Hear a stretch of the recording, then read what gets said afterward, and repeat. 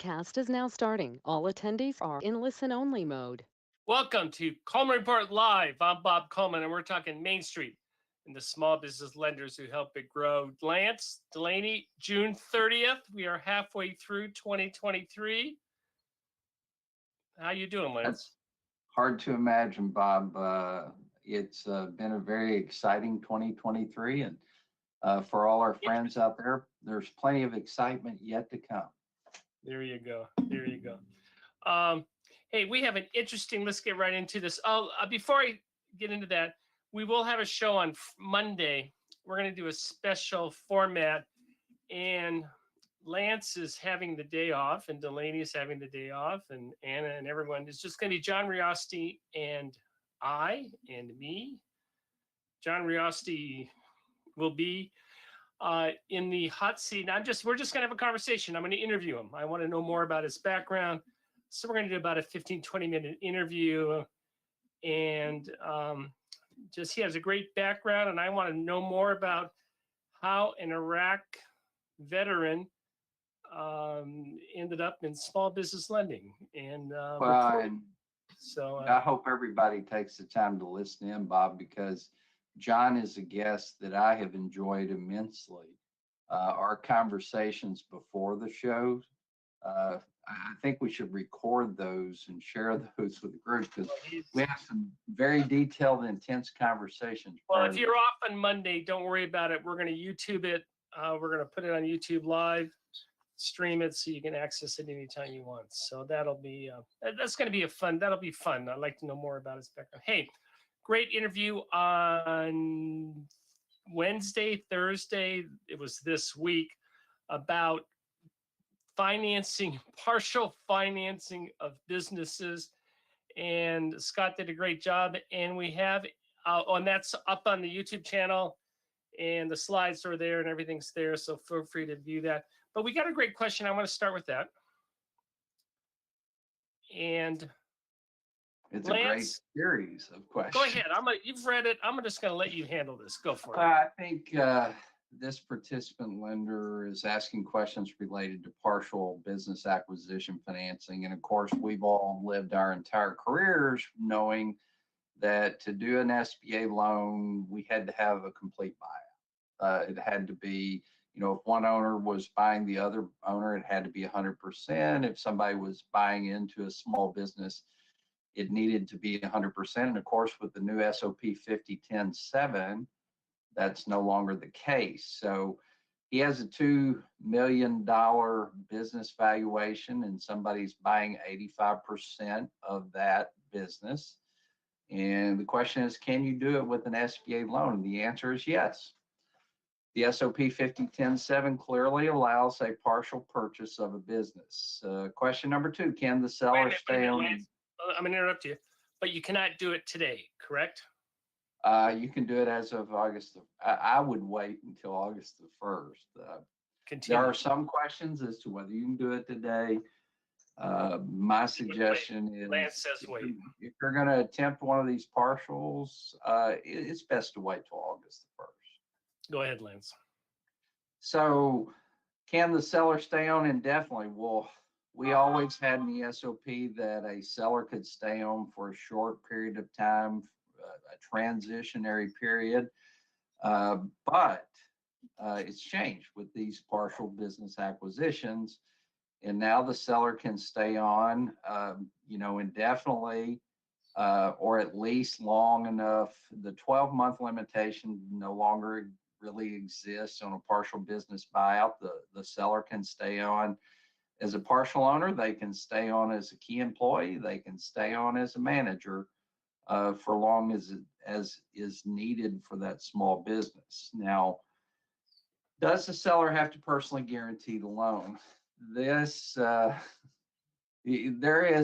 SOP answer and the Lance answer.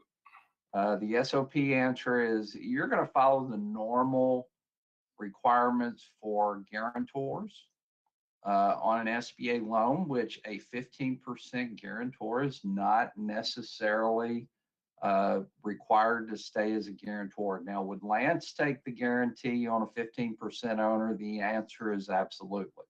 Especially where the owner got the cash. Go ahead, Yep. Lance. Yeah, so that's the answer to that question. Valuation discount, you're going to get a normal valuation, and in applying it to the business, because it's an 85% purchase, you're going to look at what that valuation is at the 85% mark to make sure it qualifies. Does it have to be a stock sale, or could it be an asset sale? It could be either. The SOP allows for both in partial business acquisitions. So, he drops down and changes it and says that the seller is going to retain 75%. And now you've got a new owner, I guess, with 25%. There's still going to be a personal guarantee by both. And there's still going to be a look at the personal real estate if the assets of the business do not fully secure the loan in order to meet the all available collateral rule that SBA has. So Lance, that's quite a few questions. Yeah, but And I'm gonna follow up, Lance, and the follow up is this: what circumstances would you consider financing this transaction with allowing the seller to remain at 15%? Why would you tell me when you would allow that situation to happen, as opposed to kicking him or her out? I was going to say, Bob, I would prefer a complete buyout. I actually like the way the rules were before they made the change to partials. I think the intent of a partial ownership buyout was to allow more people in America to be part of ownership in small businesses. Allowing the 15% owner to remain would be critical. Let's just say if the 85% owner doesn't have extensive experience in that particular type of business, I'm going to let that owner stay partial, 15% owner stay because of their expertise in that business. That individual may have a skill set that's critical to the success of that small business. Absolutely want to let them stay. The other reason I like having the 15% owner around is if something happens to the loan, you've got a potential buyer during the liquidation process. Especially if he guarantees it. Yeah, you have a potential buyer of that ownership interest. So there are a lot of positives to keeping the partial owner as a guarantor and as an active member of the management of that small business. Okay, then there were a couple twists on it. Go ahead, Lance. I'll let you finish up.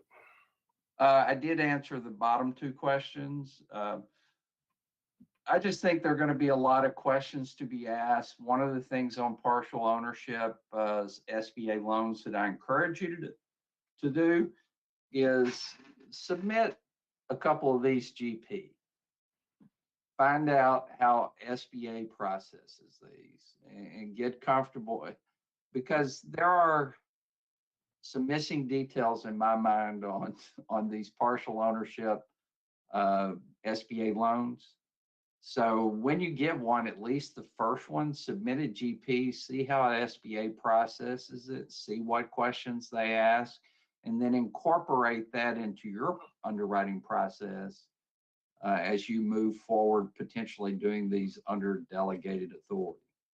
Lance, I would have to be sold as the lender that this transaction is a true business acquisition and not someone just siphoning off $2 million out of the company, putting that in the bank and saying, hey, I'm still going to run this. We're going through the liquidation right now where we're dealing with that seller financing on standby. And, the nice part about that at times is seller financing on standby quite often provides you a buyer when you go through the liquidation process. So what about the 6-month look back for change of ownership? That's gone away, more or less. So if they apply today and then they say, hey, then they adjust the ownership percentages, you're going to allow that as a lender. I'm still going you're talking about the ownership percentages. Yeah. from the selling entity. Yeah, there that 6-month look back still exists in terms of looking Okay. at the ownership of the business prior to the newly proposed ownership. Yes. I would answer the overriding question. What are we doing here? What's the big picture? Why 85-15? Oh, why not? Why is all this cash being siphoned out? How much of it? If I would do it, I would have a Well, minimum. an 85-15 transaction, Bob, you ask a great question. Why not do just 100%? 100%. Why is that person involved? Yeah. And one of the compelling reasons would be if that person was critical to the success. And I've seen many a business acquisition, Bob, where there was 100% buyout and there was no consideration of how important that previous owner was for the success of that business. And I've seen businesses that were doing, 500,000 a month that suddenly are doing, 200,000 a month because that owner's gone. So And did they go across the street and open up another business to compete? yeah, so there's certainly some compelling reasons to consider it, keeping that owner active. So there are aspects of the new rules that I like, and there's some aspects that I'm not as comfortable with. Yeah, I think if I was going to do this, Lance, I would want a huge seller carryback. I would not finance 85%. I think the most I would go would be 50%, seller carrying the rest back. I want that 50% owner to have some significant skin in the game. And I don't want that person just to take all the cash and run. I mean, that's nowhere in the SOP. That's not, but if there's the business divorce and business divorce stats equal marital divorce stats, if there's a business divorce, this is going to get real nasty real fast. Well, and everybody keep in mind what the intent of the rule change is. The intent of the rule change is not to let people cash out and hang around. Yes. The intent of the rule. Benefit the business. The intent of the rule is to give more people an opportunity to be part of ownership. So keep that in mind. Right. And also, but what's going to happen to the business is that, and then you're absolutely right, Lance. Yeah. Very good. Hey, Delaney, what do we got on white papers? Hi there. Yes, earlier this week, the Office of Inspector General released a white paper report. It provided new estimates on COVID fraud. It gave some stories of different prosecutions they've worked on, etc. And so the new figure they've released is 200 billion in potential fraud. 136 billion of that was idle, 64 billion is PPP fraud, so about 17%. And then that includes 4.5 million potentially fraudulent loans. How much have we recovered as the taxpayers? Yes, on the other hand, thanks to the OIG and all of our different investigative agencies, they have seized or returned 30 billion. There's over 1,000 indictments, 800 arrests, 500 convictions, and 500 open investigations. And how many cars? I wish I could tell you. I'm sure there's. Lance, how many boats? I think Lance has a boat somewhere. There's a handful of boats, Bob, a few that I've been aware of. But, one of the things you're going to see is that number in seized assets continue to grow. Oh, absolutely.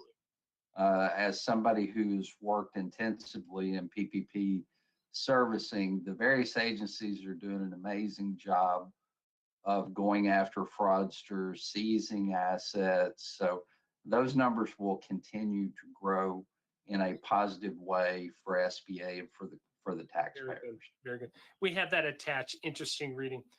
This next story, Delaney, I don't understand. It was so difficult. I'm talking to friends of mine and just to get one PPP loan, and this person got 226. Tell me about it. It is quite the story. There were two individuals, a licensed certified public accountant and a credit repair specialist. They are accused of recruiting hundreds of small businesses, which is the result of that 226 approved loans, causing 14.5 million. Now, they didn't release a whole lot of information beyond that, but I'm sure as either there might be a plea deal, a trial, etc. We'll probably get to know some more information. Well, I Well, like one good way to repair your credit is to get a PPP loan. No. well, I like the line. Mr. Parker was a licensed CPA. Mr. Parker is Yeah. no longer a licensed CPA.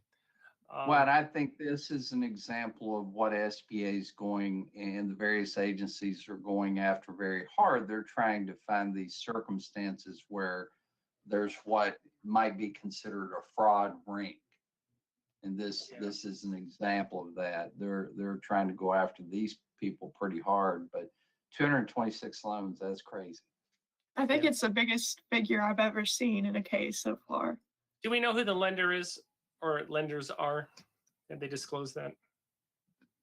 Ooh, if you give me about 2 seconds, I think I might be able to find that.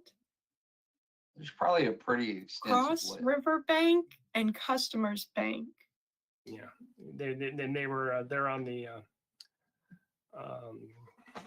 It is what it is. Okay, very good. Any other fraud stories, Delaney? Yes, this might be my fault, and I didn't bring or give somebody a slide, but I will just tell you from memory. We have a story of a CEO of a residential reentry home for probationers, parolees, homeless individuals, and individuals with mild mental illness. And this is quite the case. There's 44 felony counts, and this includes conspiracy, bank fraud, wire fraud, aggravated identity theft, false statements to a bank, destruction of property to prevent a search, possession of a firearm as a felon, making a false tax return, obstruction of justice, and witness tampering. Is this the story we're releasing at 11 o'clock, Delaney? It will be, yes. Okay, there you go. Oh, here we are. Dollar amount that we have on this, do you know? So for the PPP, they were trying to obtain 34.6 million. I'm not 100% sure if or how many of those applications were approved and how much he received. But in this process, he used some dormant businesses, some fake businesses, and he actually took advantage of 2 of his residents, claiming they were the CEO of these businesses. Well, you wish that if this person had spent as much time figuring out how to do this fraud as opposed to working with the homeless, that would have been much better. Go back, Joseph. Go back one slide. This is, by the way, this is not on deck capital. I'm going to make that because I thought it was when I first read it. I go, whoa, no, this is not on deck capital. This is a company called All Hands on Deck. So Yeah. They haven't contacted me, but I'm sure this is not on deck. Very good.